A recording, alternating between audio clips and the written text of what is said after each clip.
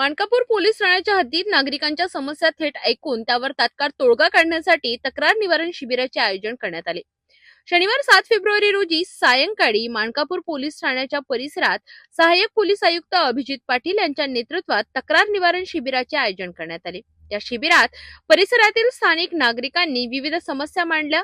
घरगुती वाद, तक्रारी, किरकोळ गुन्हे, नागरिकांच्या सुरक्षिततेवर संबंधित प्रश्न यावर पोलीस प्रशासनाने तात्काळ सुनावणी घेतली।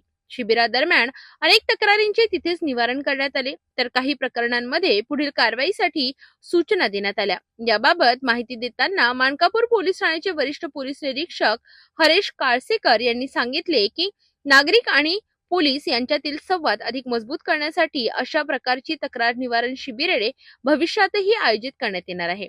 पोलीस प्रशासन नागरिकांच्या सेवेसाठी सदैव तत्पर असल्याचे यावेळी स्पष्ट करण्यात आले। मानकापूर पोलीस स्टेशनमध्ये आज रोजी तक्रार निवारण दिन घेण्यात आला।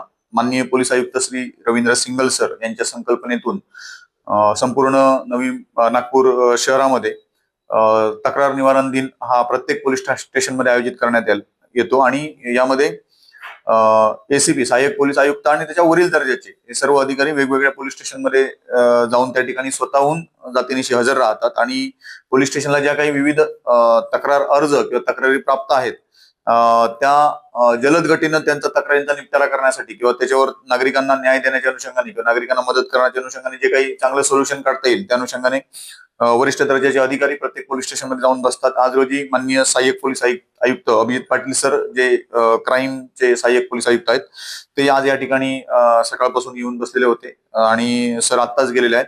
आज रोजी जवळपास आमच्या समोर 40 ते 50 तक्रारदार हे हजर राहिलेले होते आणि याच्यामध्ये साधारणपणे एक 15 ते 20 तक्रारींचा निपटारा माननीय सरांच्या आदेशानुसार आज करण्यात आलेला आहे।